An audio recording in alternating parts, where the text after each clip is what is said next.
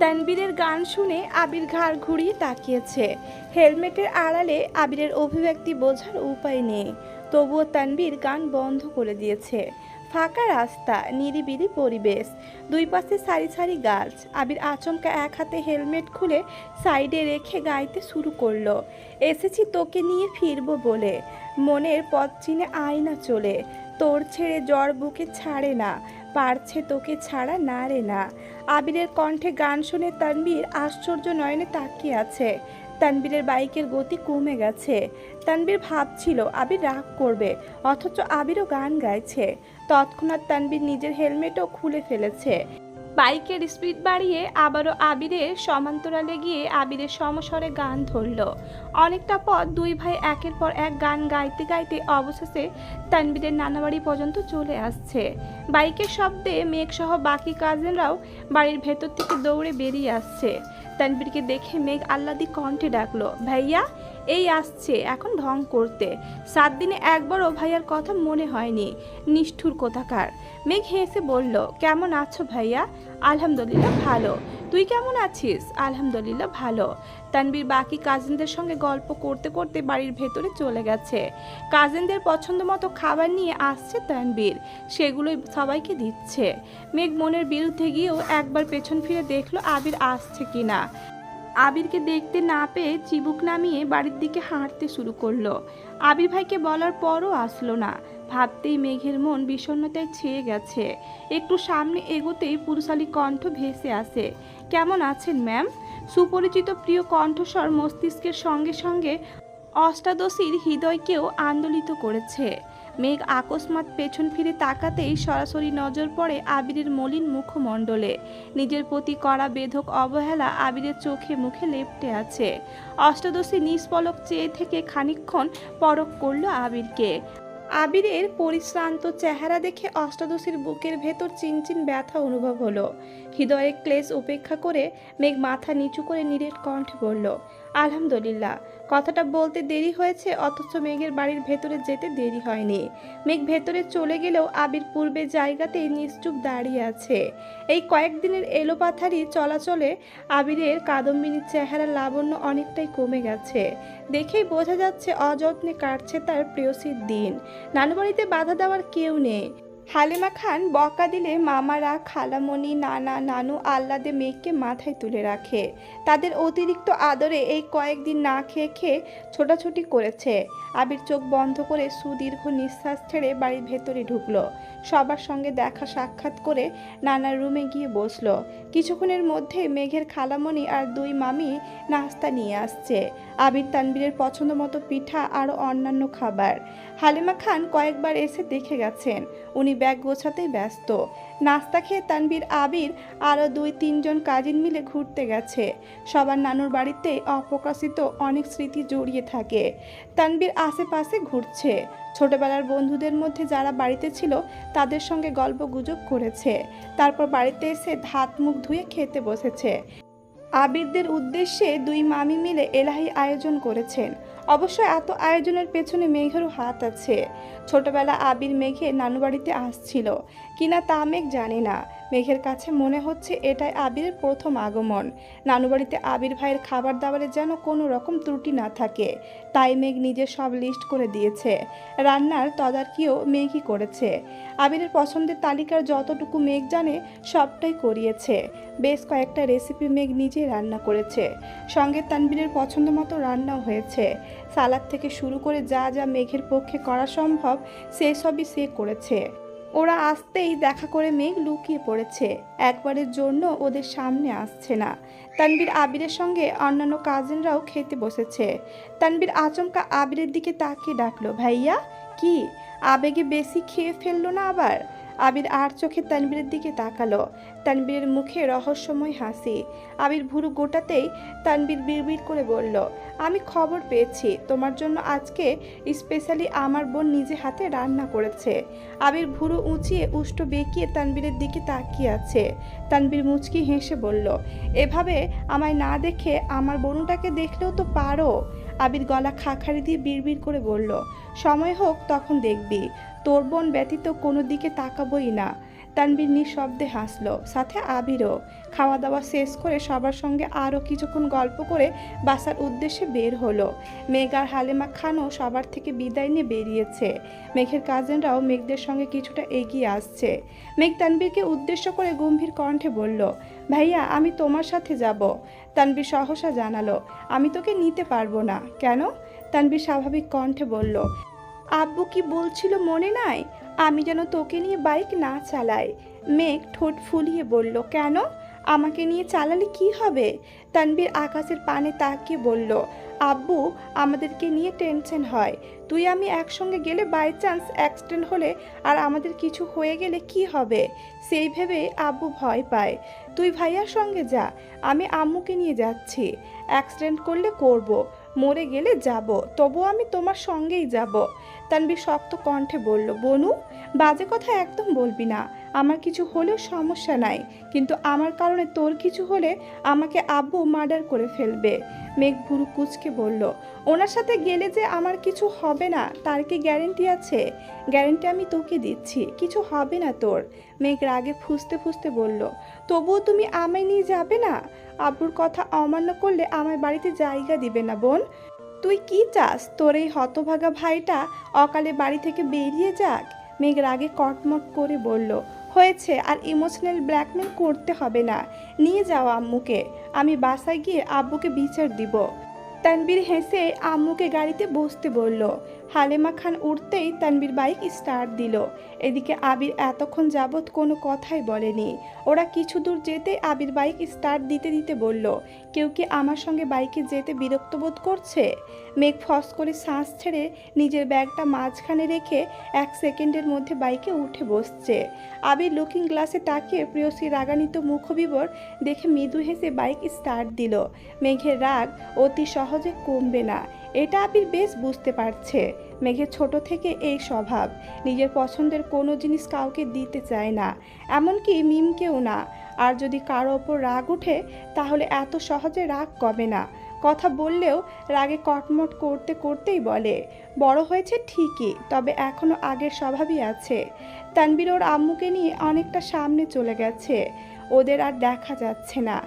আবির একটা চায়ের স্টল দেখে বাইক থামিয়ে 2 কাপ চা নিয়ে আসছে। মেঘ প্রথমে নিতে না চাইলেও আবিরের জোরাজোরিতে নিয়েছে। আবির রাস্তার পাশে একটা গাছের সাথে হেলান দিয়ে চা খাচ্ছে আর অভিভূতের ন্যায় মেঘকে দেখছে। রাগের কারণে মেঘের মুখ ফুলে আছে, থুতনিতে কেমন যেন ভাঁজ হয়ে গেছে। আবির চুল থেকে শুরু করে পায়ের কনিষ্ঠা আঙুল পর্যন্ত নিরীক্ষণ করতে করতে চা শেষ করলো। টাকা পরিশোধ করে বাইকের কাছে এসে শান্ত স্বরে বলল, এখনো রাগ কমেনি তোর? কিসের রাগ? আমার কারো ওপর কোনো রাগ নেই, তা তোর চোখেই ভাসতেছে। মেঘ চোখ তুলে তাকাতেই আবির মুচকি হাসলো, কিন্তু মেঘের চেহারা অপরিবর্তিত। মেঘ চিবুক নামিয়ে কর্কশ গলায় বলল, আপনি কি আমায় বাসা পর্যন্ত নিয়ে যাবেন? যদি না নিয়ে যাই তাহলে কি করবি? বাস বা অন্য কিছু দিয়ে চলে যাব। সত্যি সত্যি তুই আমায় একা ফেলে চলে যাবি? আপনি তো আর অবুঝ না, যেভাবে এসেছেন সেভাবে বাসা পর্যন্ত যেতে পারবেন। আবির হঠাৎই 2 আঙুলে মেঘের থুতনি উঠালো। আচমকা আবিরের স্পর্শে মেঘের দেহ শিউরে ওঠে, সহসা চোখ বন্ধ করে ফেলেছে। আবির গুরুতর কণ্ঠে বলল, তাকা। মেঘ নিভু নিভু চোখে তাকাতে আবিরের গভীর নেত্রে দৃষ্টি নিবদ্ধ হয়। সঙ্গে সঙ্গে মেঘের ভুরুযুগল কুঁচকে আসে। এই একজোড়া চোখ মেঘকে কি যেন বলতে চাচ্ছে।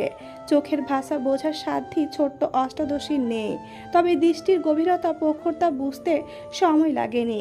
ইদানিং আবিরের নজরের অস্বাভাবিকতা মেঘ প্রায়ই খেয়াল করে। মেঘ তাকালে চোখে চোখ পড়লে নিজেকে কেমন যেন আড়াল করে নেয় আবির। আজও আবিরের দৃষ্টি প্রখর। অষ্টাদশীর আঁখি জোড়া আবিরের চোখে নিবদ্ধ হয়ে আছে, পলক ফেলছে না কেউই। আবির হঠাৎই নমনীয় কণ্ঠে বলা শুরু করলো, আই এম সরি মেঘ, দিনকে দিন আমি মানুষটা বড্ড পাষাণ হয়ে যাচ্ছি। মাঝে মাঝে নিজের স্বার্থ ছাড়া কিছুই ভাবতে পারি না। মানুষ মন থেকে খুব করে কিছু চেয়ে যখন সেটা পায় না, তখনই তার দুনিয়া এলোমেলো হয়ে যায়। সেই জিনিসটা পাওয়ার জন্য আবেগ অনুভূতি বিসর্জন দিতেও 2 বার ভাবে না। আমার অবস্থা এখন তেমনই। আমি জানি তুই এসবের কিছুই বুঝবি না, তবুও কেন জানি তোকে বলতে ইচ্ছে করছে। তোর সাথে সেদিন একটু বেশি বাড়াবাড়ি করে ফেলছি, যদি সম্ভব হয় আমায় ক্ষমা করে দিস। আমি তোর খারাপ চাই না কখনো। কিন্তু আমার ভালো চাওয়াগুলো কেমন যেন খারাপ হয়ে যায়। আবিরের প্রথম কথাগুলো শান্ত স্বরের হলেও শেষ কথাগুলো বলতে গিয়ে আবিরের গলা ভিজে আসছিল। এদিকে আবির ভাইয়ের স্পর্শ শীতল কণ্ঠে বলা কথাগুলো অষ্টাদশীর হৃদয়ে 7 দিন যাবৎ জলজল করা তীব্র অনলকে মুহূর্তেই নিভিয়ে দিয়েছে। আবিরের বলা প্রতিটা কথা অষ্টাদশীর হৃদয় স্পর্শ করেছে। আবির কোনো বিষয়ে আপসেট এটা বুঝতে বাকি নেই মেঘের। আবির ভাই কিছু চেয়ে পায়নি, এটা খুব স্পষ্ট। তবে কি চেয়েছিলেন তিনি, কেনই বা পাননি? সেই ক্ষোভ কেন মেঘের ওপর ঝাড়েন? সব প্রশ্নের উত্তরই অজানা। আবিরের চোখ লাল হয়ে যাচ্ছে, চোখে পানি জমতে শুরু করেছে। আবির ঢোক গিলে মেঘের থুতনিতে রাখা নিজের আঙুল সরিয়ে অন্যদিকে তাকিয়ে ঠান্ডা কণ্ঠে বলল, আমি আসছি একটু। মেঘ স্তব্ধ হয়ে আছে। আবির কোথায় যেন গেছে। মেঘের মনে প্রশ্নরা ঘুরপাক খাচ্ছে। একবার ভাবছে জিজ্ঞেস করবে, আবার মনে হলো আবির ভাই কিছু বলার পাত্র নয়। জিজ্ঞেস করলেও আশা অনুরূপ উত্তর পাবে না। তাই অষ্টাদশীর মনের গহীনে উদিত প্রশ্নগুলোকে সেখানে চাপা দিয়ে দিয়েছে। তবে আবির ভাইয়ের একটা জিনিস বরাবরই অষ্টাদশীকে আকৃষ্ট করে। আবির যেমন রাগ দেখায় একটা সময় পর মেঘকে নিজেই সরি বলে, তবে এবার অষ্টাদশীর মন এত সহজে গলবে না। আবিরের রাগ দেখাতে পারলে অষ্টাদশীও রাগ দেখাতে পারে, তবে সম্পূর্ণ অন্যভাবে। কিছুক্ষণ পর আবির আসছে। ভেজা চুল ঝেড়ে হেলমেট পরে নিয়েছে। কথা না বলে বাইক স্টার্ট দিল। মেঘ পূর্বের নাই বাইকে বসছে। সম্পূর্ণ রাস্তা কেউ কোনো কথা বলল না। বাসায় এসেও যে যার মতো রুমে চলে গেছে। সময় চলছে নিজের মতো, সেই সাথে সবাই সবার মতো দিন কাটাচ্ছে। নানুবাড়ি থেকে ঘুরে আসার পর থেকে মেঘ অনেকটাই স্বাভাবিক হয়ে গেছে। আবিরের কথা ভেবে মন খারাপ করে ঘরে বসে থাকে না। মিম আদির সঙ্গে আড্ডা, ছাদের গাছগুলোর যত্ন নেওয়া, ভার্সিটি ক্লাস, বন্ধুদের সাথে গল্প, সব নিয়ে ব্যস্ত থাকে মেঘ। আবিরও নিজের কাজে ব্যস্ত। আলী আহমেদ খান কিছুদিন যাবৎ অফিসে যাচ্ছেন, তবে মিটিং থেকে শুরু করে বেশিরভাগ কাজই আবিরই করে। তাছাড়া মোজাম্মেল খান বাকি সব কাজ করেন। তানবীরও নিজের মতো ব্যস্ত হয়ে গেছে। আবির মেঘের সঙ্গে কথা বলতে চাইলেও মেঘ কোনো কথাই তেমন সাড়া দেয় না। বাড়ির বাকি সদস্যদের সঙ্গে আড্ডা দেওয়ার মাঝে আবির আসলেই মেঘ নিশ্চুপ হয়ে যায়। একটা কথায় মেঘের মাথায় সর্বক্ষণ মাথায় ঘুরপাক খায়। আমি কখনো আবির ভাইয়ের বিরক্তির কারণ হব না। মেঘদের সঙ্গে তামিম আর মিনহাজের সম্পর্ক আগের থেকেও ভালো হয়েছে। তামিম বন্যাকে আর কোনোদিন উল্টাপাল্টা কথা বলবে না বলে প্রমিস করেছে। মিনহাজ দিন দিন মেঘের প্রতি একটু বেশি কেয়ার দেখায়। মেঘের সেসব ভালো না লাগলেও বন্ধু ভেবে তেমন কিছুই বলে না। এসব বিষয় ইগনোর করে চলে। 2-3 দিন যাবৎ আবির খুব চেষ্টা করছে মেঘের সঙ্গে কথা বলার, কিন্তু কোনোভাবেই পারছে না। সবার সামনে তেমন কিছু বলতে পারে না। মেঘ রুমে থাকলেও দরজা বন্ধ করে রাখে। দরজায় থাকলে মেঘ দরজা খুলবে কিনা, বাড়ির মানুষ দেখলে কি ভাববে, এসব ভেবে আবির কুল কিনারা পাচ্ছে না। এদিকে প্রেয়সী রাগান্বিত মুখবিবর আবির আর সহ্য করতে পারছে না। কতদিন হয়ে গেছে আবির মেয়েটার মুখের হাসি দেখতে পারছে না। সর্বক্ষণ মেঘের দুশ্চিন্তায় থাকতে থাকতে কাজেও ঠিকমতো মনোযোগ দিতে পারে না। এক কাজ 2-3 বার করতে হয়। আজকে বিকেলে মিম, আদি, হালেমা খান, আকলেমা খান শপিংয়ে যাবেন। মেঘকেও বলেছিল, কিন্তু মেঘ যাবে না বলেছে। মালেয়া খান অসুস্থতার কারণে ইচ্ছে করেই যায়নি। আবির আজ 2টার দিকে অফিস থেকে বাসায় আসছে। বিকেলের দিকে আবির রেডি হয়ে সিঁড়ি দিয়ে নামছে। মেঘ তখন সোফায় বসে কার্টুন দেখছিল। ঘাড় ফিরিয়ে সিঁড়িতে আবিরকে দেখে টিভির সাউন্ড কমাতে লাগলো। আবির সোফার কাছে দাঁড়িয়ে গম্ভীর কণ্ঠে বলল, কার্টুন দেখা শেষ হলে একটু ছাদে যাস। মেঘ কপাল গুটিয়ে ধীর কণ্ঠে শোধালো, কেন? আবির পূর্বের ন্যায় ভারী কণ্ঠে উত্তর দিল, গেলেই বুঝবি। আবির বাসা থেকে বেরিয়ে গেছে। মেঘ আবিরের যাওয়ার দিকে কিছুক্ষণ তাকিয়ে রইল। পুনরায় কার্টুন দেখায় মনোযোগ দিল। মনের ভেতর খুঁতখুত করছে। আবির ভাই ছাদে যেতে বললেন কেন? একবার ভাবছে যাবে, আবার ভাবছে যাবে না। যার সঙ্গে আড়ি তার কথায় ছাদে যাওয়ার কোনো মানেই হয় না, কিন্তু অবুঝ মনকে মানাতে পারল না। 10 থেকে 15 মিনিট পর টিভি বন্ধ করে ছাদের উদ্দেশ্যে রওনা দিল। ছাদের দরজায় একটা চিরকুটে লেখা, ওয়েলকাম। মেঘ কপাল কুঁচকে দরজা থেকে চিরকুট তুলে হাতে নিয়ে দরজা খুলতে আশ্চর্য বনে গেল। দৃষ্টির সীমানা জুড়ে বড় ছোট চিরকুটের ছড়াছড়ি, সাদা, হলুদ, লাল, গোলাপি, নীল, প্রতিটা চিরকুটেই লেখা, I am sorry Megh, please forgive me. Sorry, I feel regret and guilt এর মতো অসংখ্য বাক্যের চিরকুটে সম্পূর্ণ ছাদ। ছাদের গাছের ডাল পাতা রঙিন হয়ে আছে। মেঘ গুটি গুটি পায়ে হেঁটে প্রতিটা চিরকুটে লেখা লাইনগুলো পড়ছে। নিজের অজান্তেই অষ্টাদশীর ঠোঁটে হাসি ফুটেছে। প্রায় 40 মিনিট যাবৎ অষ্টাদশী ছাদে হাঁটছে আর চিরকুট পড়ছে। সবগুলো চিরকুট পড়ে পড়ে নিজের হাতে জমা করছে। মেঘের মনের আকাশ জুড়ে শুধু একটা কথাই বিচরণ করছে, আপনি মানুষটা অত্যধিক রহস্যময়। কৌশলে যেমন কষ্ট দেওয়ায় পটু, তেমনি নিপুণ দক্ষতায় সেই ক্লেশ দূরীকরণেও সক্ষম। মেঘ মুচকি হেসে বলল, তবে আপনার চড়ুই কম না। আপনি সবসময় কৌশলে আমার মন ভালো করে দিলেও এবার আর আমার মন ভালো হচ্ছে না। আপনি আমার কোমল হৃদয়ে যে আঘাতটা করেছেন তার জন্য একটু ভোগান্তি তো আপনাকে ভুগতেই হবে। মেঘ চিরকুটগুলো নিয়ে রুমে চলে গেছে। মনটা আজ খুব ভালো, কিন্তু সেটা আবির ভাইকে বোঝানো যাবে না। রাতে খাবার টেবিলে আবিরের সঙ্গে চোখাচোখি হতেই মেঘ গাল ফুলিয়ে চোখ নামিয়ে নিল। আবির কপাল গুটিয়ে মেঘকে কয়েক মুহূর্ত দেখল। এত কিছুর পরেও মেঘের মুখে একটু হাসি ফুটল না। ভাবতে আবিরের মাথায় ব্যথা অনুভব হচ্ছে। তাহলে কি মেঘ ছাদে যায়নি? আবির কোনো রকমে খাওয়া শেষ করে তাড়াতাড়ি ছাদে গেল। ছাদে একটা চিরকুটও নেই, তার মানে মেঘ ছাদে আসছিল আর চিরকুট নিয়েও গিয়েছে। আবির তার কাদম্বিনীর রাগ ভাঙাতে ব্যর্থ হয়েছে ভেবে আকাশের ন্যায় কোমল দৃষ্টিতে তাকালো। হৃৎপিণ্ডটা অবিরাম কাঁপছে, মনের ভেতর অজানা ভয় কাজ করছে। চোখ বন্ধ করতেই 9 বছর আগের স্মৃতি একের পর এক চোখের সামনে ভেসে আসছে। আচমকা ধপ করে ছাদের ফ্লোরে বসে পড়েছে। কি হচ্ছে আর কি হবে তা ভেবেই ক্লান্ত হয়ে পড়েছে। আজ মার্চের 3 তারিখ, মেঘের জন্মদিন। অষ্টাদশী আজ 19 বছরে পা দিয়েছে। বাড়ির পরিবেশ ঠান্ডা। এই বাড়িতে কখনোই জন্মদিন পালন করা হয় না। সামান্য উইশটুকুও কেউ করে না, তাই কারোর জন্মদিনের কথা মনেই থাকে না। আবির গত রাতে দেরি করে বাসায় ফেরার কারণে সকালে ঘুম থেকে উঠতে পারেনি। আবির 12টার দিকে অফিসে যেতে চাইলে আলী আহমেদ খান অফিসে তেমন কাজ নেই বলে যেতে নিষেধ করেন। এই জন্য আবির দুপুরের দিকে সোফায় বসে আদিকে পড়াচ্ছিল। কিছুক্ষণ পর মেঘ ভার্সিটি থেকে বাসায় আসছে, ফ্রেশ হয়ে খেতে বসেছে। হঠাৎ দরজায় কলিং বেলের শব্দ হতেই আবির গিয়ে দরজা খুলে দিল। ডেলিভারি বয় জিজ্ঞেস করলেন, এখানে মাহাদিবা খান নামের কেউ আছেন? মেঘ খাবার খাওয়া বন্ধ করে দরজার দিকে তাকালো। আবির তীক্ষ্ণ দৃষ্টিতে তাকিয়ে প্রশ্ন করলো, কেন? ওনার নামে পার্সেল আসছে। আবির গম্ভীর কণ্ঠে প্রশ্ন করলো, কোথায় থেকে? সরি ভাইয়া, সেটা বলতে পারছি না। পার্সেলের কথা শুনে মেঘ তাড়াতাড়ি খাবার শেষ করে হাত ধুয়ে দৌড়ে আসছে। উত্তেজিত কণ্ঠে বলল, আমি মাহাদিবা। ছেলেটা মেঘের সাইন নিয়ে পার্সেল দিয়ে চলে গেছে। মেঘ পার্সেল ঘুরিয়ে ফিরিয়ে দেখতে দেখতে চলে যাচ্ছে। আবির স্তব্ধ হয়ে গেছে। আবির দরজা বন্ধ করে সিঁড়ি পর্যন্ত আসতেই তানবীর নামছে। মেঘকে হাসতে উজ্জ্বল চেহারা দেখে আবিরের দিকে তাকিয়ে ছোট্ট করে বলল, কি হয়েছে? আবির উত্তর না দিয়ে তানবীরকে পাশ কাটিয়ে মেঘের রুমে চলে গেছে। মেঘ টেবিলের ওপর পার্সেল রেখে কাঁচি আনতে ড্রেসিং টেবিলের কাছে গেছে। আবির রুমে ঢুকে পার্সেল হাতে নিয়ে গম্ভীর কণ্ঠে প্রশ্ন করলো, পার্সেল কে পাঠিয়েছে?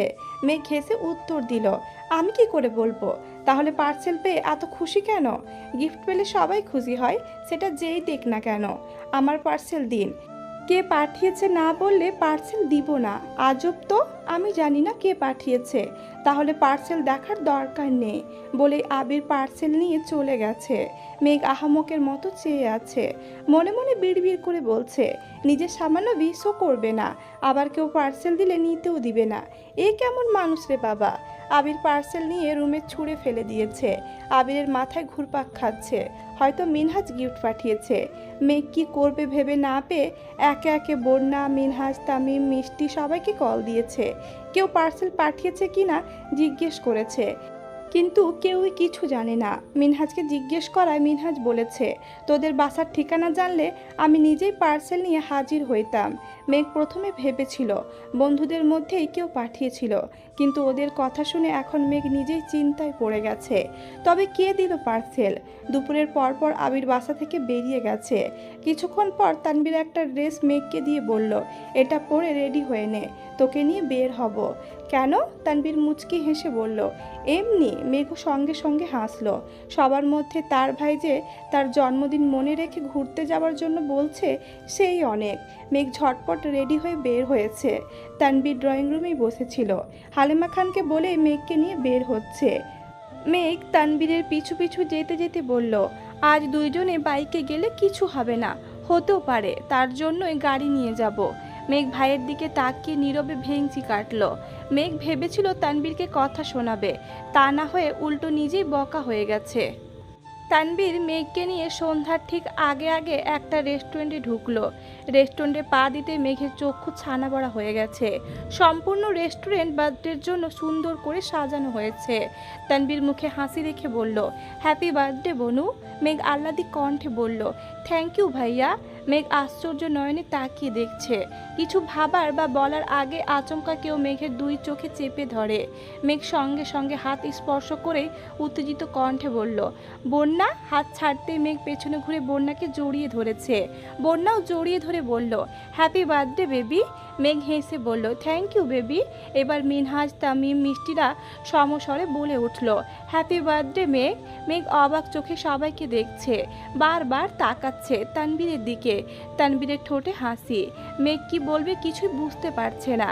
জীবনে প্রথমবার কেউ মেঘের জন্মদিন পালন করছে, তাও আবার এত জাঁকজমকভাবে। সবাই একে একে মেঘকে গিফট দিচ্ছে। মেঘ সেসব গিফট টেবিলের ওপর রেখে দৌড়ে গেল তানবীরের দিকে।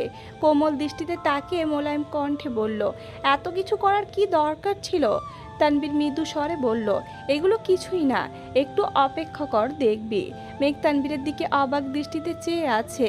2-3 মিনিট পর প্রায় 30 জনের মতো পথ শিশু রেস্টুরেন্টের ভেতর থেকে বেরিয়ে এসে একজোট হয়ে মেঘকে উইশ করলো। মেঘ নিজের চোখকে কোনো মতে বিশ্বাস করতে পারছে না। তানবীর মেঘের মাথায় হাত বুলিয়ে বলল, আজ তোর জন্মদিন উপলক্ষে ওদের সবাইকে নিজের হাতে খাওয়াবে, পারবি না? মেঘের চোখ ছলছল করছে, কিছু বলার ভাষা হারিয়ে ফেলেছে। আকস্মাৎ ফুপ্পিকে দেখে মেঘ চোখের পানি ধরে রাখতে পারেনি।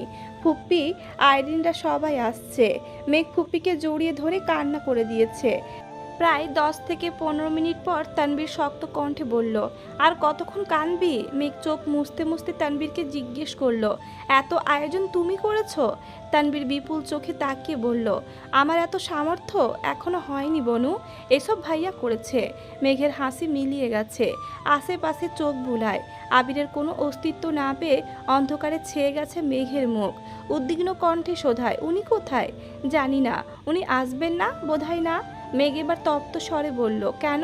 তুই নাকি ভাইয়ার ওপর রেগে আছিস তাই? তাহলে এসব করেছেন কেন? তুই ভাইয়ার জন্মদিন করেছিলি, তাই ভাইয়াও তোর জন্মদিনের আয়োজন করেছেন। মেঘ আশেপাশে তাকিয়ে গম্ভীর কণ্ঠে বলল, ওকে আসতে বলো। তানবীর পকেট থেকে ফোন বের করে আবিরকে কল দিল। আসার কথা বলায় আবির শীতল কণ্ঠে বলল, তোরা কেক কেটে ফেল, আমি আসবো না। সাউন্ড বেশি থাকায় মেঘ পাশ থেকে আবিরের কথা শুনে ফেলেছে। হাত বাড়িয়ে তানবীরের থেকে ফোন নিয়ে মেঘ রাগী স্বরে বলল, আপনি না আসা পর্যন্ত আমি কেক কাটবো না।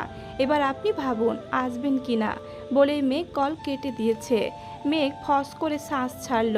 বন্যা হাঁ হয়ে মেঘকে দেখছে। যে আবির ভাইকে মেঘ বাঘের মতো ভয় পেত, আজ কি সুন্দরভাবে ওনার উপর অধিকার দেখাচ্ছেন। মিনহাজ, তামিম শুধু মুখ চাওয়াচাই করছে।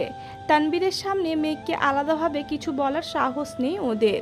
মেঘ আইরিনদের সঙ্গে গল্প করছে, বন্যাকে ওদের সঙ্গে পরিচয় করিয়ে দিয়েছে। কিছুক্ষণ পর আবির আসছে, কালো শার্ট, কালো প্যান্ট, ব্লেজার, বুকের ওপর সানগ্লাস ঝোলানো। আবির ঢুকতেই সবার নজর পড়ে আবিরের দিকে। আবিরকে দেখে মেঘের ঠোঁটে হাসি ফুটেছে। বন্যা, মিনহাজ, তামিমও হাঁ হয়ে তাকিয়ে আছে আবিরের দিকে। মিষ্টিরা আবিরের গেট আপ দেখে ফিদা হয়ে গেছে। আবির আসার কিছুক্ষণের মধ্যেই কেক কাটা হয়েছে। ফুপ্পির থেকে শুরু করে আবির, তানবীর সহ যতজন পথশিশু ছিল সবাইকে মেঘ নিজের হাতে কেক খাইয়ে দিয়েছে। কেক কাটার পর্ব শেষ হতেই আবির পকেট থেকে একটা বক্স বের করে মেঘকে দিয়ে বলল, হ্যাপি বার্থডে ডিয়ার স্প্যারো। মেঘ থ্যাংক ইউ বলে বক্স খুলতেই বিস্ময়কর দৃষ্টিতে আবিরের দিকে তাকায়। আবিরের নিরুদ্বেগ ভাব দেখে মেঘ একে একে সবার দিকে তাকাচ্ছে। বক্সে জ্বলজ্বল করছে ডায়মন্ডের আংটি, তা দেখে মেঘের হাত কাঁপছে। মেঘের ভাবভঙ্গি দেখে আবির থমথমে কণ্ঠে বিড়বিড় করে বলল, আংটির দিকে এভাবে তাকিয়ে থাকিস না। তোর ফ্রেন্ডটা ভাববে জীবনে ডায়মন্ড দেখিসনি। তাড়াতাড়ি আংটিটা পর। আমাকে আংটি পরাতে বাধ্য করিস না। আমি আংটি পরালে এখানে কাহিনী হয়ে যাবে। মেঘ এক পলক আবিরকে দেখে আস্তে করে গলা খাকারি দিয়ে টেবিলের ওপর বক্স রেখে আংটিটা নিয়ে নিজেই নিজের অনামিকা আঙুলে ঢোকালো। নিজের হাতের দিকে বিস্মিত চোখে তাকিয়ে আছে মেঘ। জীবনে প্রথমবার ডায়মন্ডের আংটি পড়েছে হাতে। মেঘ খুশিতে ফুপ্পি সহ সবাইকে সে আংটি দেখাচ্ছে। উপস্থিত প্রত্যেকের মুখে হাসি থাকলেও মিনহাজ আর তামিম নিস্তব্ধ হয়ে আছে। দুইজন দুইজনের দিকে তাকাচ্ছে, কিছু বলতে পারছে না, শুধু চোখে চোখে ইশারা দিচ্ছে। সবটা যে আবিরের পরিকল্পনা তা বোঝার ক্ষমতাও তাদের নেই। মেঘের জন্মদিনে ছোটোখাটো সারপ্রাইজ দিবে এটা আগে থেকে ভেবে রেখেছিল আবির, কিন্তু আজ মেঘের নামে পার্সেল আসার পর সেই চিন্তা মুহূর্তে বদলে গেছে। বাসায় বসেই সব পরিকল্পনা করেছে। দুপুরের পর মার্কেটে গিয়ে মেঘের জন্য ড্রেস কিনে তানবীরকে দিয়ে পাঠিয়েছে। তানবীরকে দিয়ে বন্যাকে কল দিয়ে ইনভাইট করেছে। সেই সঙ্গে বন্যাকে দায়িত্ব দিয়েছে মিনহাজদের বলার জন্য, এবং অবশ্যই যেন সবাই আসে। বন্যাও তানবীরের কথা মতো সবাইকে বলেছে। ফুপ্পিদের আবিরই জানিয়েছে। মিনহাজ আর তামিমকে নিজের অবস্থান বোঝানোর জন্যই আবির ইচ্ছে করে মেঘের জন্মদিনে সম্পূর্ণ রেস্টুরেন্ট বুকিং দিয়েছে। সেই সঙ্গে মেঘের জন্য নিজে পছন্দ করে ডায়মন্ডের আংটি নিয়ে আসছে। যেখানে মারপিট আর কথায় কিছু বোঝানো অসম্ভব হয়ে পড়ে, সেখানে কিছু কৌশল খাটাতেই হয়।